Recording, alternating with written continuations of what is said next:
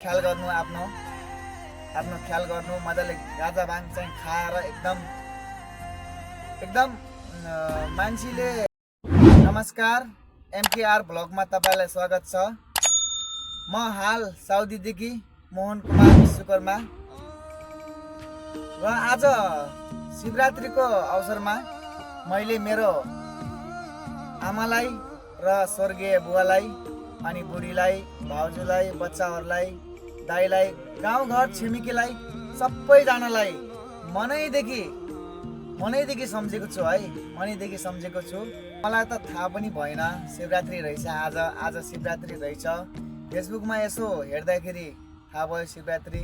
गाउँघरतिर त रमाइलो होला, गाउँघरतिर। आफू त परदेशमा परियो हजुर, परदेशमा परियो, के गर्नु। 7 समुद्र पार गरी आएको छौँ आफ्नो घर परिवारको लागि। दुःख जे जस्तो भयो नि, हामीलाई परदेशमा दुःख सुख जे जस्तो भए पनि हाम्रो लागि सबभन्दा परिवारको खुसी हो भन्दा अरू ठुलो केही पनि छैन।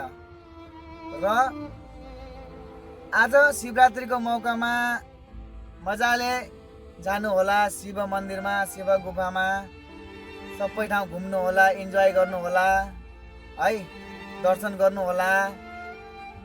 केही अब यो सानो एमकेआर भ्लगलाई फलो गरिदिनु होला सबैजनाले, सम्झिदिनु होला सबैले। यो सानो भाइलाई सपोर्ट अनि माया गरिदिनु होला। र आज केटाहरूलाई है, शिवरात्रिमा आज केटाहरूले गाजा भाङ धेरै नखानु, एकदम ख्याल गर्नु, आफ्नो ख्याल गर्नु। मजाले गाजा भाङ चाहिँ खाएर एकदम मान्छेले खाएर मात्रै ठुलो हुँदैन।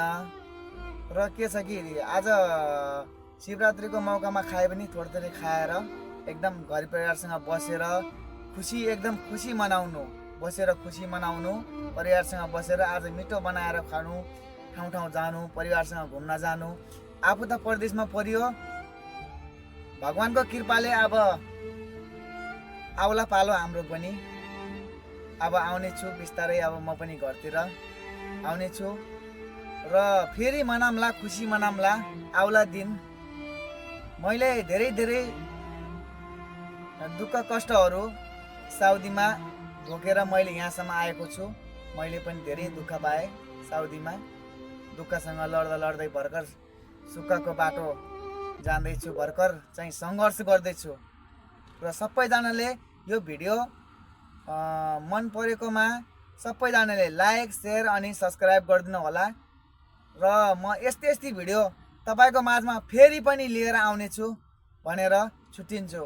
हस् त, धन्यवाद, by by, happy Shivaratri, all my friends, everyone, enjoy.